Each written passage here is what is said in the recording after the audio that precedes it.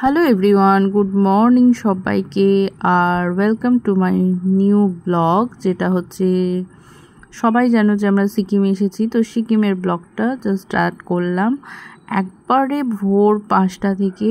তোমাদেরকে just balcony থেকে এই ভিউটা দেখাচ্ছি, তখনও রোদ ওঠেনি।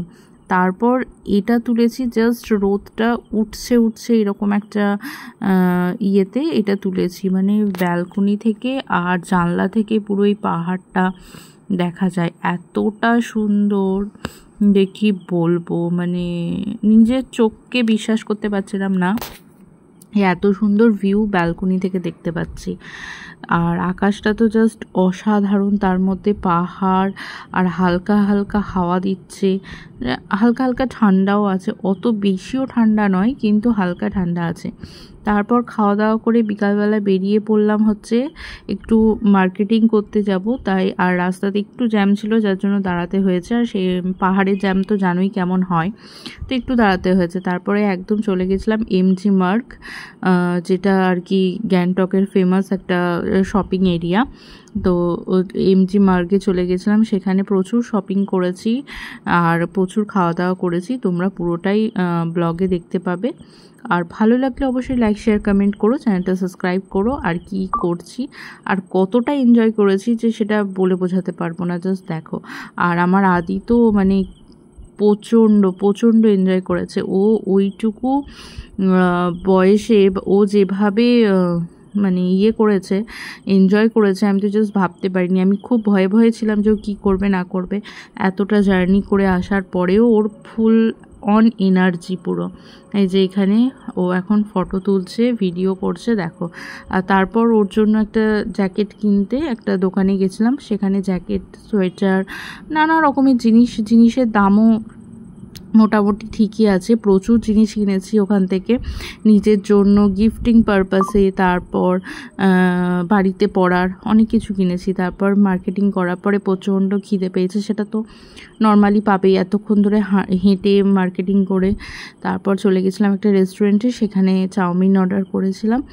চাউমিনটা খেতে খুবই ভালো ছিল, কারণ ওখানকার চাউমিনের টেস্ট একদমই আলাদা, ওখানকার মতন। আর মোমো তো সব থেকে একদম ফেমাস ওখানকার। তো আমরা জাস্ট চাউমিন খাচ্ছি, দেখো।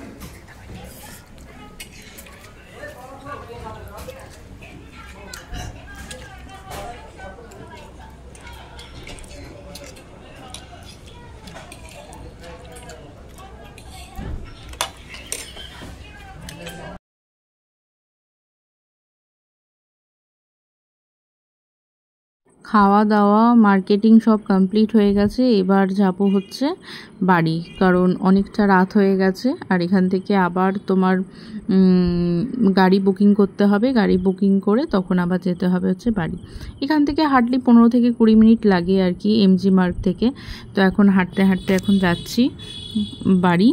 এখন ওখান থেকে আবার এই পাহাড়ের যে ব্যাপারটা, এটা অসাধারণ। আর রাত্রেবেলা তো যেমন দুপুরে সুন্দর, তেমন রাত্রে কোনো সময় যে খারাপ লাগছে তা নয়। অন্ধকারেও যেমন সুন্দর লাগছে চারিদিকটা, আর তোমার সকালবেলা তো অসাধারণ। এই যে অন্ধকারে চারিদিকে ছোট ছোট লাইট জ্বলছে, অপূর্ব দৃশ্য। আমি কিন্তু পাহাড় লাভার একদমই নয়, আমার কিন্তু সমুদ্র ভালো লাগে, কিন্তু তাও এটা খুব ভালো লেগেছে।